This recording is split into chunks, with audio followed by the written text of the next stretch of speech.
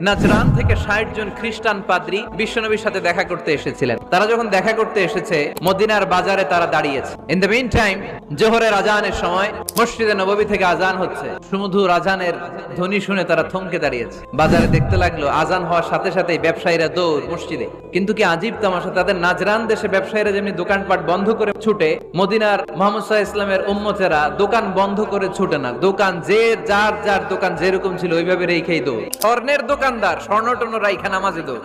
এই দৃশ্য দেখে খ্রিস্টানরা অবাক, কয় থাক আর দেখা করার দরকার নাই। কিভাবে মুহাম্মদ সাল্লাল্লাহু আলাইহি ওয়াসাল্লাম গোটা বিশ্ব কবজায় এনেছে এই দৃশ্যই দেখে আমরা বুঝতে পেরেছি। তারপর অনেকে বললো এত দূর থেকে এসেছি, মিটিংটা করে যাই। জোহরের নামাজের পর তাদের দূত যেয়ে বলল খ্রিস্টান পাদ্রী এসেছে ৬০ জন, দেখা করতে চায়। বিশ্বনবী বিপাকে পড়ে গেলেন, হায় হায় কই বসতে দিব, আমার তো তাদের মতো রাজপ্রাসাদ নাই। এক সাহাবী বললেন, ইয়া রাসূলুল্লাহ, পাহাড়ের পাশে ছায়া আছে, চলেন ওইখানে বসি। আল্লাহ রাসূল বললেন, একটা কথা বললা, এরা খ্রিস্টান মেহমান, এদেরকে নিয়ে ছায়ার মধ্যে